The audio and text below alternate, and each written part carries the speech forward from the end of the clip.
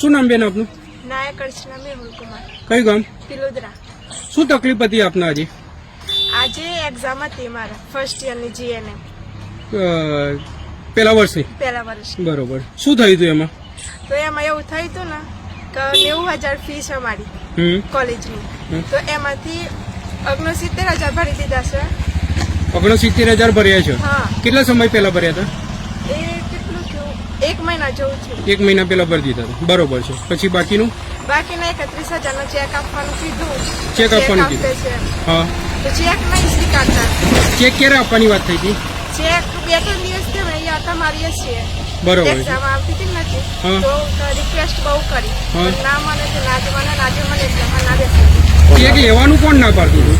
જે principal sir છે ને હા. એ જ ના પાડે. શું નામ છે પ્રિન્સિપાલ સાહેબનું? નરેન્દ્ર સર શર્મા. બરોબર છે. આવું કોઈ તમારા બીજી કોઈ વિદ્યાર્થી સાથે થયેલું છે? એ ઘણા લોકો જોડે થયું છે, પણ કોઈ દંડના નિર્દેશન કોઈ કશું કરતું નથી.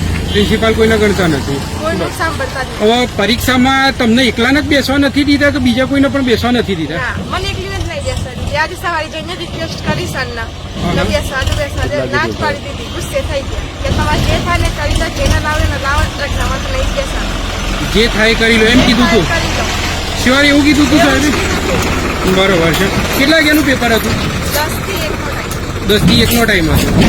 અત્યારે તો પેપર પૂરું થઈ ગયું છે હા, આપણું. તો અમે 10 થી 1 વાગે નહીં જ બેસે છીએ. 10 થી 1 વાગ્યા સુધી અહીંયા જ બેઠા છો. હા. આ પેપર ચાલુ થાય એ પહેલા તમે સાહેબને રિક્વેસ્ટ કરવા ગયા હતા? 9:30 જેવા અમે ગયા હતા. હા. સરને કીધું કે સર આજે એક્ઝામ છે, તો મને એક્ઝામ આપવા દો. તો સરને ના જ પાડી દીધી કે એક્ઝામ આપવા નહીં મળે, ફીસ ભરો. સરને કીધું અમે કે સર અમે ચેક લઈને આવ્યા છે, અમારા જોડે રોકડા નહીં. અને અમે રીઝન બી બતાવ્યું સરને કે આ રીઝનથી અમારા ફીસ નહીં ભરાઈ. તો બી સર માનતા જ નહીં, એક્ઝામમાં ના બેસે. ચેક ના લેવા પાછળનું કારણ સાહેબ કઈ જણાવતા હતા? એવું બધું કઈ કહેતું નહીં કે અહીંયા ચેક સિસ્ટમ નહીં ચાલતી, કેસથી જ ચાલે છે. ચેક સિસ્ટમ નથી હા, ચાલતી? નહીં ચાલતી. બરોબર.